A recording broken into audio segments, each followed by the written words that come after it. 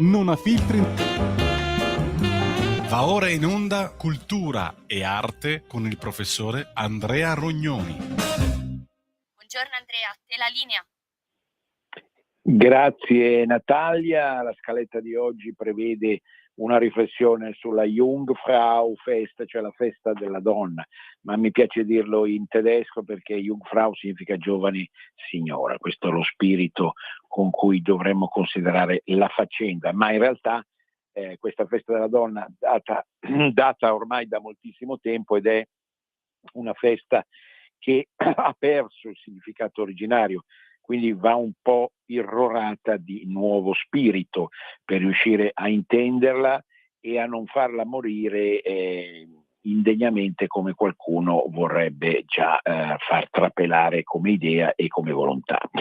È stato scoperto un busto di un Cristo Salvatore nella chiesa di Sant'Agnese a Roma. È un bel busto, non ci sono dubbi, ma insomma i critici, gli storici e gli studiosi pensano addirittura a Michelangelo.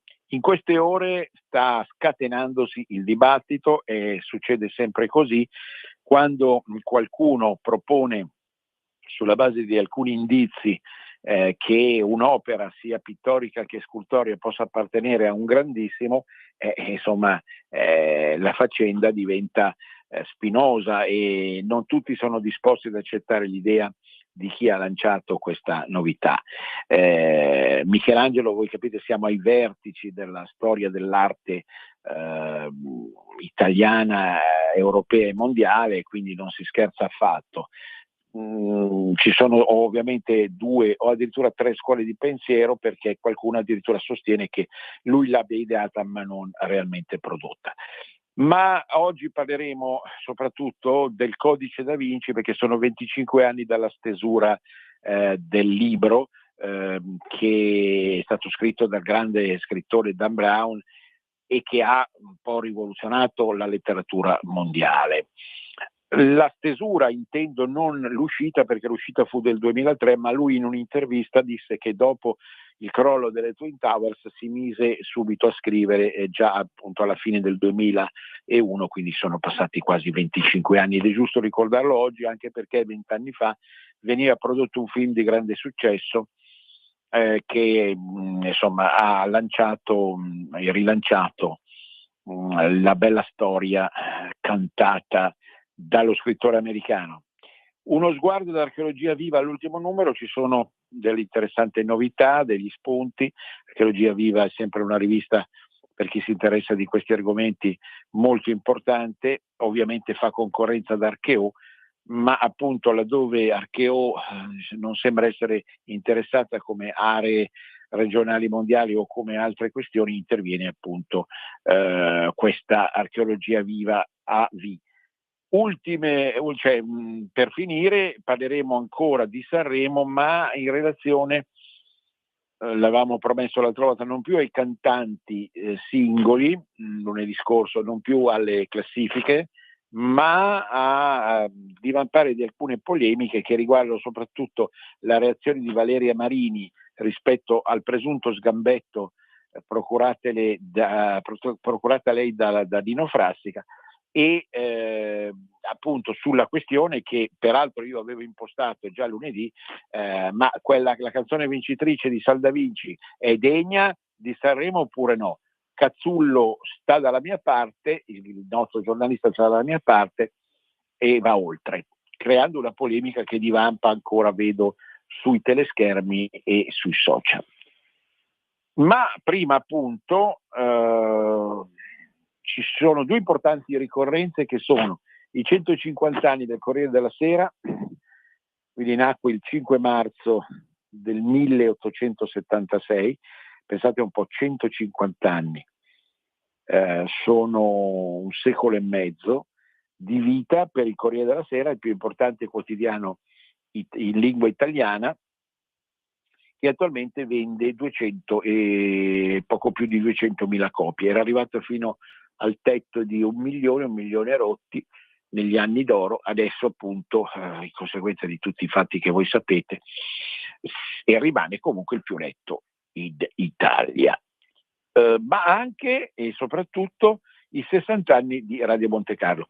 Sul Corriere vorrei ritornare postdomani nella trasmissione di cultura popolare, proprio perché il giornalismo del Corriere è stato così seguito e noto da diventare, diciamo, un consumo popolare, che poi in alcuni passaggi d'epoca ci sia stata così una gestione un po' radical chic è un altro discorso, però il Corriere è sempre rimasto popolare, al punto anche, non è una bella battuta, ma da parte di alcune persone di dire ma io che so, sono di destra però continuo a leggere il Corriere perché comunque è quello che mi dà più notizie di tutti.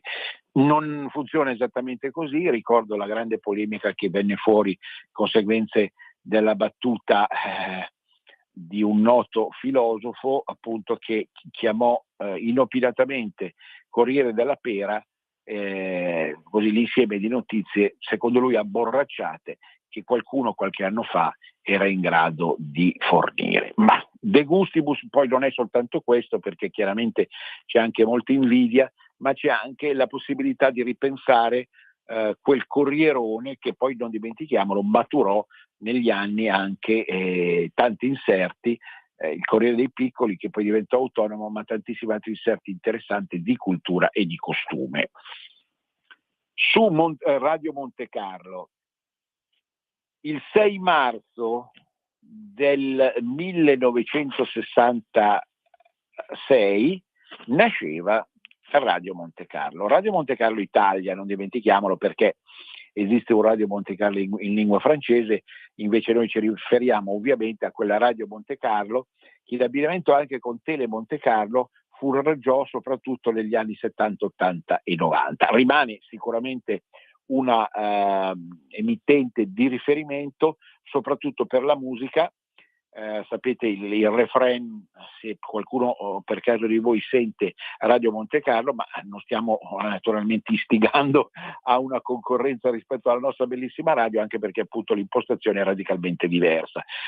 Radio Monte Carlo è una radio che ha il fascino del mondo straniero, ma parla in lingua italiana, e i conduttori in questi 60 anni sono stati molto illustri, attori, attrici, conduttori, conduttrici radio e televisive di grande e ampia fama, francesi e italiani o anche di altre nazioni del mondo, che hanno accompagnato le nostre orecchie attraverso un viaggio, soprattutto l'abbiamo detto nella musica, ma non solo, vedasi il notiziario comunque interessante, e diciamo tutto quello che poteva farci appassionare alle novità della musica. Ancora una volta voi vi chiederete, ma tutta questa è cultura? È degna di una trasmissione come Cultura e Arte, che si intitola così? Ma sì, sicuramente, perché l'informazione anche canora, ovviamente con l'esercizio del nostro ascolto, è qualcosa che appartiene a un universo culturale giovanile più o meno, ma chi non c'è cascato a sentire Radio Monte Carlo negli anni d'oro, parliamo sicuramente degli anni, fine anni 60, 70, 80, 90, e mi ricordo personalmente, ripeto, nessuna affezione passionale, per carità, nei confronti di Radio Monte Carlo da parte mia, però effettivamente, siccome io ho sempre avuto il vizio di non volere comprare o comprare pochissimo i dischi e poi usufruirne in varie maniere quando poi il sistema è entrato in internet attraverso varie piattaforme, ecco, tutto questo non appartiene così alla mia volontà, e allora le novità le ho sempre sentito dalle radio, da tutte le radio anche canore, perché io sempre ho ascoltato radio di qualsiasi genere. Preferisco le radio parlate, come si suol dire, però sicuramente non ci sputo sopra le radio canore se sono di buona qualità, e quindi io, come tanti, in quegli anni d'oro abbiamo acquisito le novità attraverso Radio Monte Carlo, novità italiane, novità quindi di cantanti o gruppi musicali italiani, ma anche molto spesso francesi e inglesi e americani. Naturalmente qui nessuno sta lodando il mondo estero straniero, tanto che vi ho già confessato tutto il mio amore viscerale e francamente fetido, estremamente vomitevole nei confronti del Festival di Sanremo, dove passa soprattutto, lo sapete, musica italiana. Ma Radio Monte Carlo, grazie ai personaggi, ai vari Caronte che si sono in qualche modo avvicendati, soprattutto femminili, alla conduzione delle varie trasmissioni, davvero molta gente si è avvicinata a un tipo di musica che magari non soleva frequentare quotidianamente. Ha sentito, ha capito, c'erano dei commenti, ci sono stati dei commenti, e ancora oggi Radio Monte Carlo è un diversivo interessante rispetto a tante radio italiane che non sempre, a parte l'elemento della informazione, lasciamo perdere, ma non sempre fanno passare della musica effettivamente di qualità. Cioè su Radio Monte Carlo ancora oggi nessuna adulazione chiaramente nei confronti di questa realtà, però ancora oggi è possibile ascoltare le novità più interessanti, in modo tale appunto da farsi l'orecchio in maniera molto sottile e acuta nei confronti del valore o meno di queste canzoni. Certo, non consiglio Radio Monte Carlo a chi non ama la musica leggera, a chi ama soprattutto la musica lirica, la musica classica o da camera, consiglio sicuramente delle altre emittenti. Però è inevitabile che per chi appartiene, diciamo, alla nostra classe anagrafica sicuramente, ma penso ancora oggi con una scia interessante presso i giovani, l'abbinamento con Monte Carlo, che è una realtà internazionale stupefacente, dove vanno ad abitare i più grandi VIP esistenti, è ovvio che ci sia un atteggiamento perlomeno di riverenza o di interesse, che è molto banale e anche un pelino a sfondo masochistico, però appartiene all'animo umano. Pensate che oggi poi parleremo anche del Codice da Vinci, ma pensate che un altro grande successo, che è Io uccido, di Giorgio Faletti. Purtroppo Giorgio Faletti è mancato una decina d'anni fa, tristemente, era diventato un ottimo romanziere, anche se non è esattamente il mio genere, quello giallo o noir, un ottimo romanziere così capace di vendere milioni di copie, e proprio nel suo romanzo d'esordio, quindi dopo una carriera di comico che era oramai, diceva lui, finita, ma appunto in quel capolavoro, fra virgolette capolavoro, si parla proprio di Radio Monte Carlo, perché tutto ruota attorno a una vicenda che ha a che fare con le onde sonore appunto della radio. Quindi è nato anche un certo alone di giallo attorno a Radio Monte Carlo, come poi tutte le realtà di questo mondo. Io sentivo qualche minuto fa una trasmissione radiofonica sulla Rai che riguardava la morte di Luigi Tenco.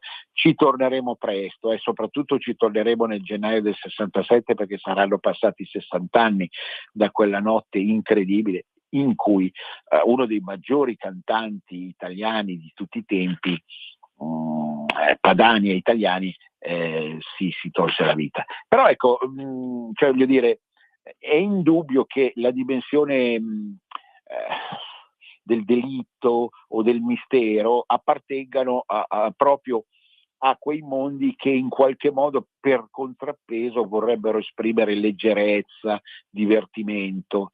Ha proprio ragione quel grande che fu Lao Tse orientale, che disse: più vai in una direzione, più vai nella direzione contraria. In ogni caso 60 anni sono tanti, non sono i 50 di Radio Popolare e non sono, fatemi fare un po' il conto, per la verità 45 compiuti da quella radio che è diventata Radio Libertà, quindi anche noi cominciamo a veleggiare verso la mezza età.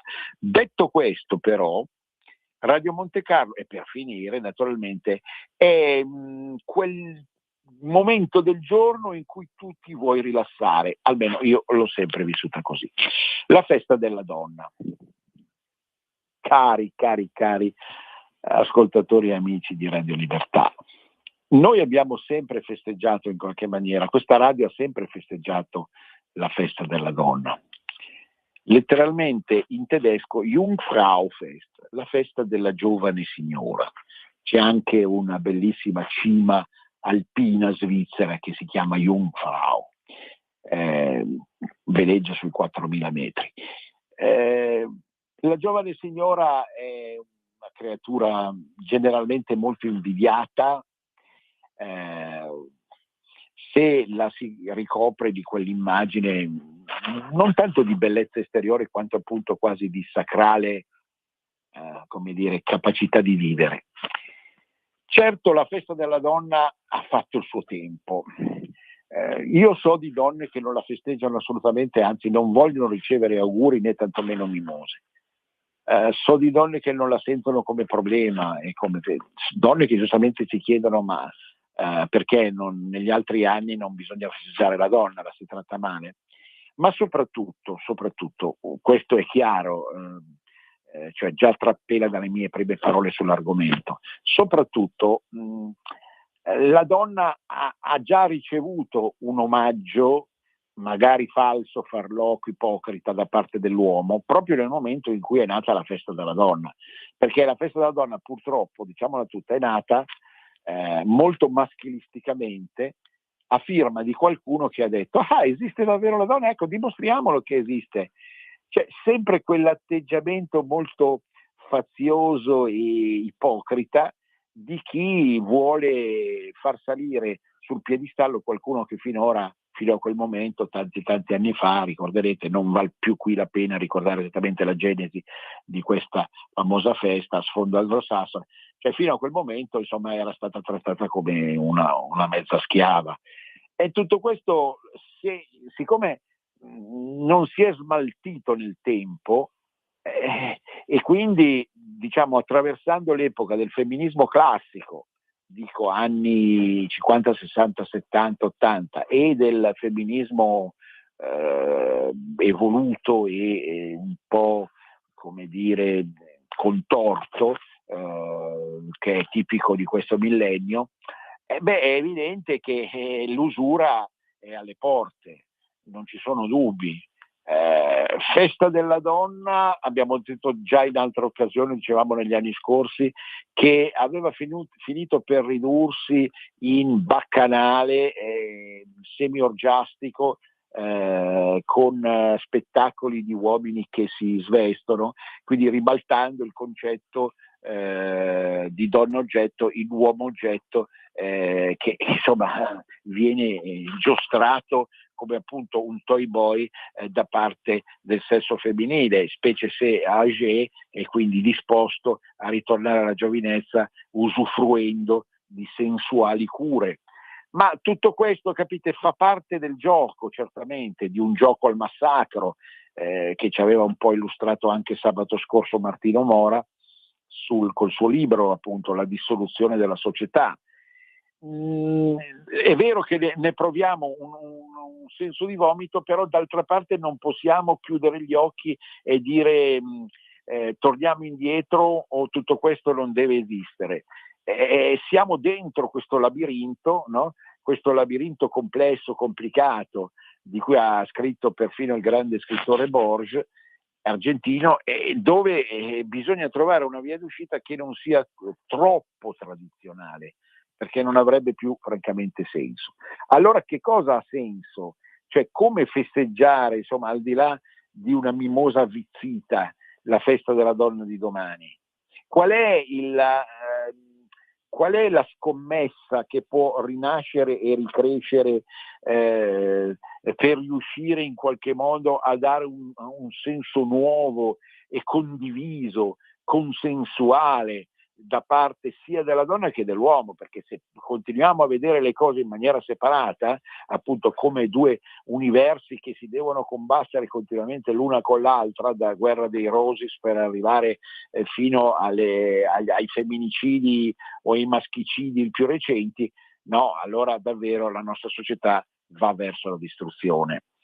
Allora qui bisogna davvero spremere le meningi, come si diceva una volta, per creare una festa della donna che sia adeguata davvero al terzo millennio e per esempio, la butto lì naturalmente, cercare di capire come e cosa in questa società la donna sia in grado di far meglio dell'uomo. Siamo nella società dell'intelligenza artificiale, siamo nella società delle relazioni più complesse rispetto al Novecento, siamo nella società in cui una forma di autonomia tra l'individuale e il comunitario comunque è un must che non si può più eludere. Ecco, in questo tipo di società allora che tipo di donna, non che vada premiata rispetto alle altre, ma che serva da modello a tutte, può davvero essere la soluzione effettiva di tanti problemi, senza esagerare, ripeto, col tradizionalismo, con immagini religiose o parareligiose che inducono effettivamente a una certa ironia.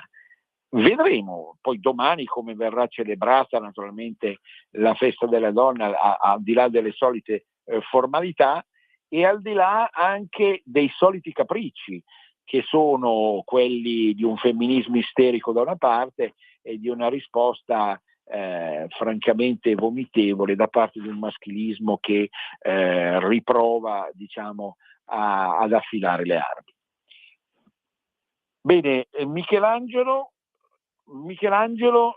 è davvero Michelangelo? La domanda è Michelangelo quel busto lì? È un busto ritrovato nella chiesa di Sant'Agnese, che secondo qualcuno sarebbe stato elaborato, ideato, elaborato, prodotto da Michelangelo. È la figura appunto di un Cristo, di un busto di un Cristo Salvatore molto bello, di una bellezza folgorante, che secondo alcuni critici sarebbe stato effettivamente voluto da un Michelangelo maturo, oramai operante su Roma, a cui ovviamente non bastava la Cappella Sistina dal punto di vista dei colori e delle forme, ma serviva a ritrovare il senso ultimo di una religiosità che già forse all'inizio del Cinquecento appareva forse anche profeticamente un po' decadente o decaduta. Il Cristo Salvatore già come concetto è un'immagine forte, non è il Cristo Redentore, ma il Cristo che quasi come un medico dei malati terminali riesce a salvare in una maniera miracolosa l'umanità, l'intera umanità. Il concetto di Soter, di Salvatore, è fondamentale per la storia della spiritualità ed è fondamentale nel recupero complessivo tipico del post-concilio, perché in fondo se noi non capiamo la figura del Salvatore, noi non capiamo quello che la Chiesa, nel bene e nel male si intende, ha fatto negli ultimi 50-60 anni. Però appunto si erge dubbioso chi invece non è convinto del fatto che sia un'opera effettiva di Michelangelo, che a questo punto avrebbe un valore enorme, con file chilometriche di persone che arrivano in Sant'Agnese a Roma a visitare l'opera, no? E lunedì scorso dicevamo fatto un nome fatto din, sì, perché questo nome dura nei secoli, e chiaramente Dante Alighieri, Michelangelo, fate voi, e sicuramente scatenerebbe anche un recupero di quell'ammirazione per il Rinascimento che sembra un po' in crisi. Vedremo come andrà a finire, naturalmente. Io non sono un esperto del Rinascimento, quello che nella mia vita ho potuto valutare in termini sia tecnici sia contenutistici è l'arte moderna, non perché creda che l'arte moderna sia superiore a quella classica, ci mancherebbe altro, ma credo che ogni epoca abbia prodotto quello che si meritava, e quindi naturalmente se Michelangelo è stato il re del Cinquecento, mi spiace dirlo, Schifano è stato il reuccio del Novecento. Bene, siamo alla fine della prima parte. Concluderei dicendo appunto, siccome la parola Michelangelo è l'insieme di Michele e di Angelo, che ci arrivi un consiglio dall'alto da parte di qualcuno che sta veramente sopra, alla cima delle categorie, delle gerarchie angeliche, appunto quel famoso San Michele Arcangelo che tante volte, non per piaggeria, abbiamo nominato nella cultura popolare, e che in qualche modo nel tragitto che sempre noi idealizziamo dalle isole britanniche per arrivare in Italia e poi ritornare al Medio Oriente, ecco, rappresenta un po' il filo conduttore di una spiritualità che vuole assolutamente ritrovare se stessa, anche ai tempi dei social. Siamo arrivati alla fine della prima parte. A te la regia, cara Natalia. Per la tua pubblicità visita il sito radiolibertà.net. Un nuovo modo per sostenere la tua radio. Visita radiolibertà.net. Ti basta un click e potrai versare il tuo contributo volontario direttamente online. Potrai donare con ogni tipo di carta di credito, anche prepagata. Ti aspettiamo online su radiolibertà.net. Sostieni la tua radio con il tuo contributo volontario. Radio Libertà. La tua radio. Diamo voce alla nostra gente. Porta con te ovunque Radio Libertà. Scarica la app per smartphone o tablet dal tuo store o dal sito radiolibertà.net. Cosa aspetti? Sempre più liberi con La tua radio è il nuovo sito che mette in prima pagina opinioni, firme, notizie, uno sguardo nuovo e originale sui fatti che ci circondano. Il nuovo quotidiano online. Semplicemente radiolibertà.net. Ehi tu, non trovi più il segnale di Radio Libertà sulla tua radio DAB? Non disperarti, risintonizza. Sì, ma come? È facile, tasto menu, poi scegli il tasto corrispondente alla ricerca automatica dei canali, attendi qualche minuto e tutte le stazioni DAB della tua zona saranno disponibili. Di nuovo a te la linea, Andrea. Grazie Natalia. Il codice da Vinci. Il codice da Vinci, un libro che ha venduto più di tutti gli altri nella storia della letteratura mondiale, è stato prodotto in lingua inglese nel 2003, ma, come si evince da una famosa intervista, la stesura è iniziata nel 2001. Sono quindi passati 25 anni. 25 anni dal libro di Dan Brown e 20 anni del 2006, la primavera del 2006, il film tratto con Tom Hanks, il film che appunto ci ragguaglia sulla vicenda stessa, che peraltro appunto ha avuto un'enorme fortuna, al pari un po' del Nome della rosa. I due libri si rimandano vicendevolmente, soprattutto per un fattore importante. Intanto vi dico una battuta, no?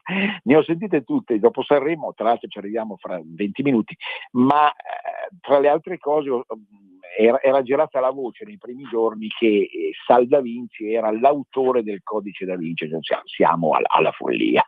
Naturalmente nipote o pronipote di Leonardo da Vinci, no? Quindi questo il culto della personalità, no? Veramente deteriore.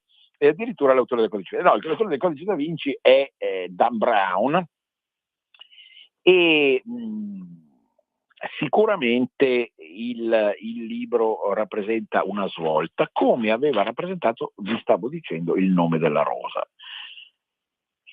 Che strano parallelismo c'è fra questi due libri.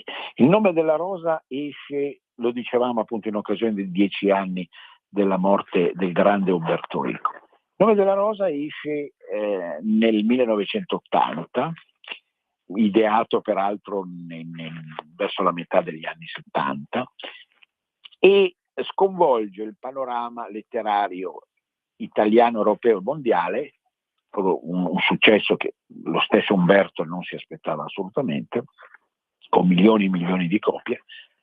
Perché? Perché introduce un elemento di mistero nella storia, cioè la storia comincia a essere vista non più come una sbobba fatta di re, papi, diplomatici, oppure al contrario la novella histoire di vicende popolari, no?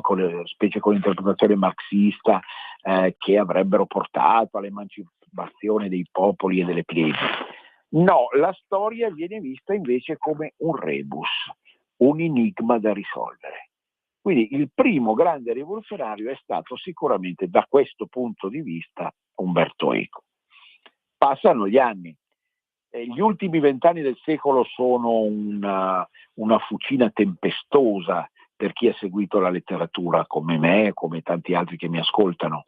La letteratura nostra, la letteratura straniera, vanno affermandosi diversi personaggi che sulla scia dello stesso Eco poi diciamo, costruiscono delle storie a metà fra l'esoterico, lo storico, il religioso, il paragnostico. Mi viene in mente la famosa Profezia di Celestino. Sulla Profezia di Celestino val bene ritornare anche in cultura popolare, perché sicuramente è stato un libro, e io feci una follata conferenza anche su quello nei tempi d'oro degli anni 80-90, ma la Profezia di Celestino è un'opera che è intrisa di New Age nel senso più profondo, perché erano effettivamente gli anni della New Age. Ecco, paradossalmente poi arriva il Codice da Vinci che chiude in qualche modo la New Age, aprendo la Next Age. In che senso? Perché partendo da un enigma figurativo, quindi a sfondo artistico, che è poi il Cenacolo, che voi sapete essere opera preziosa che noi milanesi conserviamo in Santa Maria delle Grazie, e partendo da quello e da quell'opera si intende come nel corso della storia ci siano stati dei passaggi, delle scelte e delle intenzioni o degli esiti talora anche imprevisti che ci riportano a un quesito che Leonardo aveva voluto introdurre appunto sulla figura presumibilmente addirittura femminile di Giovanni, una sorta di sposa di Cristo. Chiaro che c'era una sfida già nel Dan Brown appunto della stesura rispetto a un'impostazione classica ed ortodossa della religione, ma c'era, e questo è stato probabilmente il motivo del suo successo reale enorme che ha avuto 20 e rotti anni dopo Il nome della rosa, c'era anche un tentativo di recuperare la scommessa dell'emancipazione femminile nel mondo. Ecco, ne parlavamo 2 minuti fa con la Jungfrau Fest, al di là appunto delle ritualità più banali o cretine che vi ho appena descritto.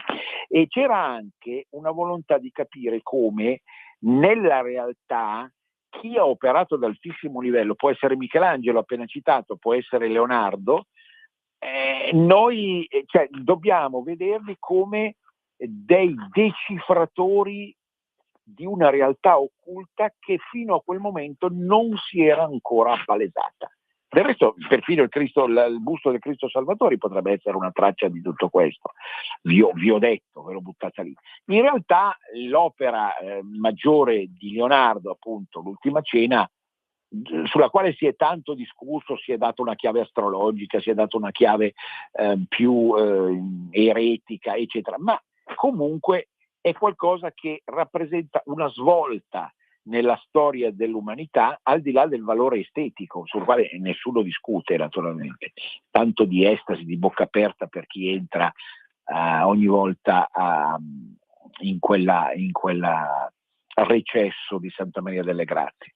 E allora lui, Dan Brown, è cosciente di questo fatto e di come in qualche modo la storia intera vada in qualche modo rivista, perché il titolo che cosa ci dice? Il libro ha battuto tutti i record possibili e immaginabili della letteratura mondiale, non so a quanti milioni di copie sia effettivamente arrivato. Il Codice da Vinci è un codice di interpretazione, Ecco perché si ricollega anche al nome della rosa, perché anche nel nome della rosa Eco, studioso di codici, attenzione, studioso di semiologia, quindi di codici espressivi, faceva intendere essere decisivo già nel nome della rosa la decodificazione dei codici. Quindi ripresa non più in chiave strettamente religiosa o filosofica come in Eco, ma in chiave artistico-esoterica, ecco che la faccenda diventa invadente nel senso buono e che riempie in qualche modo il senso ultimo di una scommessa con la storia, con la realtà della storia. Non è tanto l'eresia, certo che rimane eresia, è chiaro, cioè Gesù non era in grado di prolificare, come si dice, quindi l'ultima discendente, come si evince dalla trama del Codice da Vinci, è presente fra di noi, la discendente di Cristo in qualche modo, però va letta metaforicamente la faccenda, non è una semplice eresia così meccanica, va letta esotericamente, ed è qui il valore e il successo enorme. Ecco, vi stavo dicendo, la conferenza che ho feci sulla profezia di Celestino era affollata a Milano, ma la conferenza che ho fatto nella bellissima biblioteca di Lissone era straripante di gente, ma non per merito mio, perché si parlava allora, 20 anni fa, si parlava in giro in ambito letterario solo di questa grande, incredibile opera che è il Codice da Vinci. Io non voglio assumere, come sempre ho fatto in questa trasmissione, dei giudizi tranchant. Se qualcosa ha successo, c'è un motivo. Non è che possiamo sempre scandalizzarci di tutto. Cioè, voglio dire, certo che siamo preoccupati sul piano morale, certo che se qualcuno dalla lettura del Codice da Vinci riesce poi a convincersi, gioco di parole, che poi invece il primo cristianesimo è stato tutto una bufala e allora bisogna anche non rispettare più i dettami della Chiesa, e allora stiamo deragliando su un binario che ci porta in un vicolo cieco, ci porta nel buio. Non è quello il punto, però bisogna anche capire perché l'umanità arriva a un bivio in cui si sente sollecitata a pensare a quello che sta esprimendo un'opera. E ancora di più, la storia non è fatta soltanto da guerre, le stiamo vedendo oggi, da trattati, da rapporti internazionali, tra diciamo vite politiche interne ad ogni Stato, oppure neanche soltanto da masse guidate o teleguidate. La storia è fatta dalle idee, e in questo Mazzini, in mezzo a tanto buio, ci aveva azzeccato. Prima vengono le idee, poi vengono i fatti, e in effetti un'idea come quella elaborata dal Codice da Vinci ha generato il terzo millennio, è stata in grado di generare le tematiche del terzo millennio, nel bene e nel male, e al di là anche di ogni previsione possibile, naturalmente, perché ha causato ripensamenti di situazioni, di fatti, di realtà. La stessa storia dell'arte oramai, dopo il Codice da Vinci, viene vista come un florilegio di trovate esoteriche, e non è sbagliata quest'idea, perché Michelangelo in una maniera, Leonardo in un'altra, Raffaello in un'altra, ma siamo i rinascimentali. Ma se pensiamo agli ottocenteschi, ai tardo ottocenteschi, al passaggio al neofigurativo o all'astratto, l'elemento esoterico, quindi di una coscienza o sottocoscienza, forse subconscio nel caso del Novecento, che è in grado di capire dove sta andando il mondo, anche in senso profetico, è molto importante. È molto importante. E finiamo di sottovalutare tutto questo che ha a che fare con la dimensione estetica della realtà, perché se no diamo ragione a Carlo Marx, che diceva che esiste la struttura e poi la sovrastruttura, e questo assolutamente non ha senso. Non ha senso. Lì fallì soprattutto Carlo Marx, nell'idea filosofica che prima viene la struttura economica, viene fuori tutto il resto. Casomai è esattamente il contrario. sono le nuove idee che generano nuove economie e nuovi modi di vivere la realtà concreta. E il film sicuramente è stato molto piacevole, ben congegnato naturalmente, con personaggi, attori e attrici di altissimo livello, né più né meno di come fu congegnato effettivamente Il nome della rosa. Ci deve indurre il successo del Codice da Vinci, che poi non è stato ripetuto dalle altre opere di Dan Brown. Prima di Natale vi parlavo appunto degli ultimi libri che, come spesso succede per uno scrittore, non riescono a recuperare la freschezza, la limpidezza, la forza e la profondità del primo libro che è stato scritto. Ma per forza mai è così, ma è stato così per Manzoni. Paradossalmente lo è stato anche per Dante, perché l'ultimo Dante, quello del Paradiso o delle ultime opere, si sente è sfinito nella sua, rispetto al Dante dell'inferno. Per questo, perché fa parte dell'animo umano l'esaurirsi le pile nel cervello col tempo che passa. E giustamente adesso voi dite anche Rognoni ci ha stufato. Sì, è vero, è arrivato a una certa età e non può, e forse è meglio che si tolga dai piedi un po' di sadomasochismo, via, dai, ogni tanto. Allora, voglio dire, chiudiamo col Codice da Vinci. Per chi non l'ha letto, val pena comunque leggerlo dopo 25 anni dalla prima stesura, perché lo trovate comodamente, è vero, in tutte le librerie o biblioteche naturalmente, perché comunque, recuperando il senso ultimo di questa scommessa, che riguarda poi l'Italia anche, perché quella che poi certi tratti avevamo chiamato giustamente anche Tosco-Padania, cioè l'Italia del centro-nord, con i suoi numi tutelari del Rinascimento e oltre, che in qualche modo avevano intravisto come la storia non sia qualcosa di fisso e immutabile, ma qualcosa in continuo movimento, in continua elaborazione. Poi arriverà Benedetto Croce con il suo magico storicismo. E quindi la rilettura dopo 25 anni, capite, oramai in un tempo diverso, in una congerie diversa, che pure è figlia o nipote di quelle idee e di quel modo di vivere e di recepire il senso ultimo delle cose, naturalmente. La religione è molto cambiata. Certo, è vero che noi non possiamo perdere quel famoso filo d'Arianna che è rappresentato dal cristianesimo tradizionale, non possiamo permetterci di perderlo, soprattutto se vogliamo contrastare altre religioni. Non faccio nomi, che appaiono non nella loro sacralità intima, ma nelle loro ricadute sociali, politiche, come invadenti ed esorbitanti.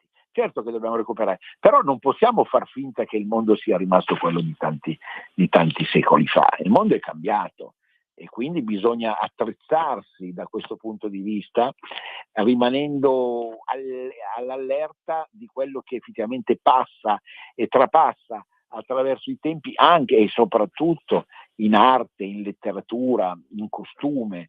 Ecco, e la nostra radio in questo senso, paradossalmente, con quelli che possono essere i suoi limiti, nel senso che non abbiamo attrezzature, strumenti di una potenza infinita, ma è una spia appunto di come noi siamo attenti in qualche modo al cambiamento del mondo, senza idee preconcette assolute, ma con la sensibilità di chi certamente sta attento a non farsi fregare dagli ultimi arrivati, che la dicono, pensano di dire la giusta e santa, in realtà vanno sbugiardati.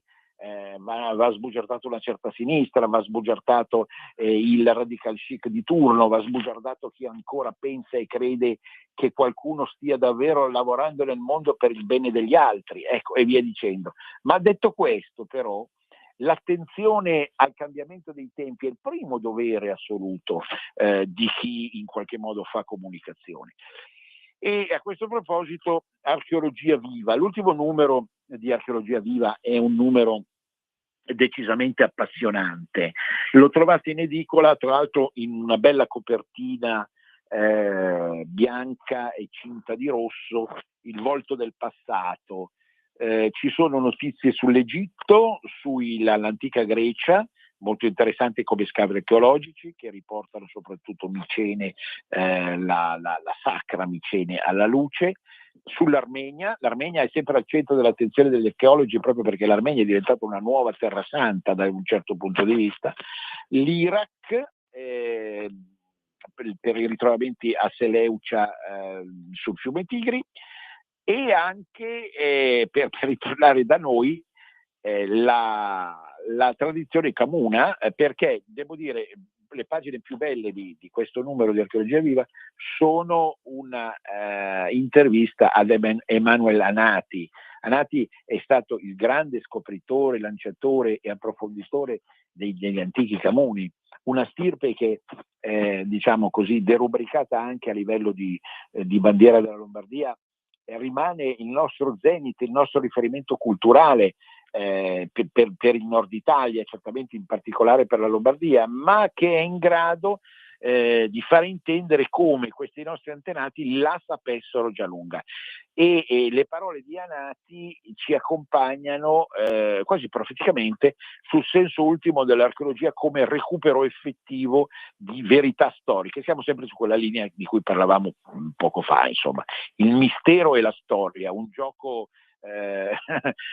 a carte probabilmente, che però va ascoltato perché ci sono delle cose che non sono ancora emerse fino in fondo nella maniera giusta.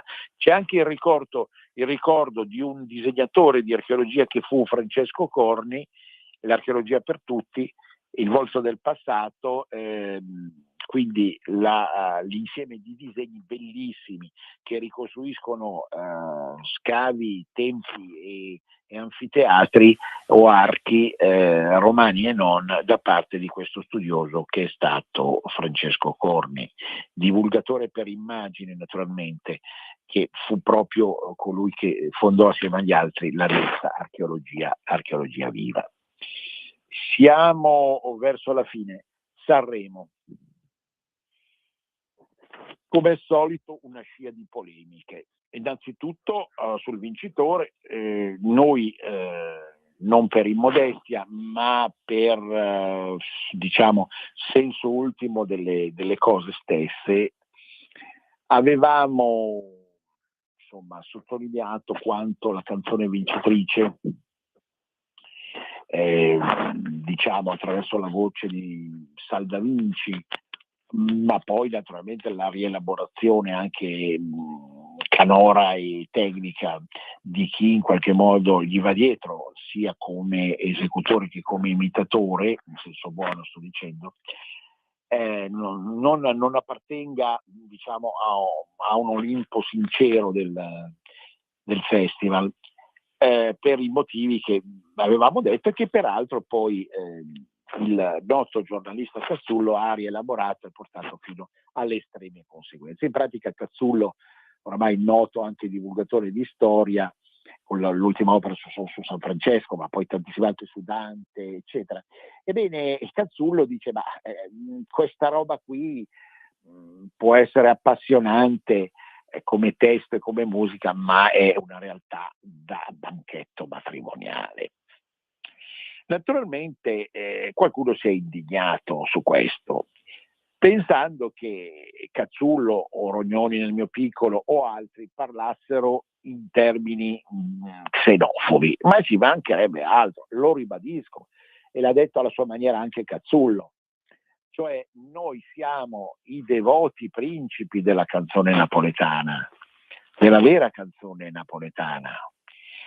Però appunto non possiamo chiudere gli occhi con due fette di salame o meglio i tappi, mettere con i tappi nelle orecchie e pensare che questa canzone che ha vinto il festival sia degna della migliore musica leggera. Com'è possibile tutto questo? Cioè, non possiamo barare, non possiamo far finta. Cioè ma voi ce l'avete contro Napoli? Ma che cosa vuol dire? Ma Napoli è la regina, rimane la regina della musica leggera, ma nessuno lo contesta questo fatto qua, ma ci mancherebbe altro. Però evidentemente questa canzone, al di là, ripeto, dei meriti e della personalità sulla quale non si discute nemmeno, per la bravura, per il talento, per la passione, per la sincerità di Salda Vinci, che ripeto non è il pronipote di Leonardo o l'autore del famoso libro di Dan Brown. Al di là di tutto questo è qualcosa che diciamo appartiene a un gusto un po' folcloristico. Inutile qua ripetere ancora questo concetto che, ripeto, oramai sta smuovendo l'opinione pubblica, perché Cazzullo non si scomoda così per una nullità. Cazzullo quando parla vuol parlare di cose che ritiene importanti e pertanto sull'onda, sulla rionda di quanto ho detto io, quanto ha detto Cazzullo, noi ribadiamo il nostro, se volete, severo giudizio, naturalmente, che non condanna il Festival di Sanremo, si intende, né la giuria stessa o la combinazione fra sala stampa, voto della sala stampa e voto o televoto. Non è questo il punto della situazione. Evidentemente era destino che doveva vincere Salda Vinci. Ma quello che poi mi preoccupa ancora di più, e chiudo su questo argomento, è il fatto che qualcuno sta abbinando la canzone, diremo così, fra virgolette, pro matrimonio eterno di Salda Vinci con la destra, con i concetti della destra, patria, famiglia, onore, compagnia bella. Ma stiamo scherzando?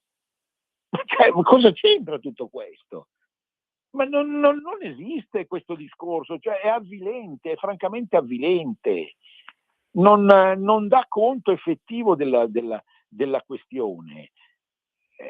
Non perché la destra non debba essere a favore del matrimonio, come recupero anche di certi valori o di certe sostanze, non è questo il punto, né in senso formale né in senso sostanziale. Il punto è quello che il rischio effettivo è di far decadere ulteriormente il rango dell'incontro nuziale in qualcosa di peloso e farlocco, insomma, che non appartiene all'intima decisione di due persone di stare insieme effettivamente per tutta la vita. Ecco, questo mi sembra un concetto che vada sempre chiarito. L'altra questione, e sono in chiusura, riguarda Valeria Marini. E Valeria, questa valeriona, simpaticona, se l'è presa troppo. È chiaro che il nostro Frassica l'ha presa in giro, come ha preso in giro un po' tantissimi altri personaggi, semplicemente appunto perché, ve lo ricordo, appunto lui ha mimato il modo di parlare dopo, diciamo, un intervento di chirurgia plastica alla bocca, no? Quindi l'ha mimato il modo di parlare di Valeria in modo tale che non si capiva bene quello che diceva. Ecco, il sospetto è che Valeria voglia un po' rilanciarsi, ecco, come pubblicità e fama anche attraverso questa maniera. E si sa che il gioco è un gioco anche così un po' velenoso, che è dedicato a tutte le persone che contano. Anzi, in un certo senso, se davvero Frassica ha voluto prendere in giro la Marini, vuol dire che la Marini ancora conta qualcosa. No, scusate, perché avevo qualche dubbio, ma mi ero sbagliato. Io vi saluto, vi rimando a lunedì in Cultura Popolare, dove parleremo anche del caso cartellonistica di Tradate, ma poi anche il recupero della 150 del Corriere della Sera, tantissime altre cose, e come sempre, per sempre, Venezia risorga, sorga Venezia. A risentirci.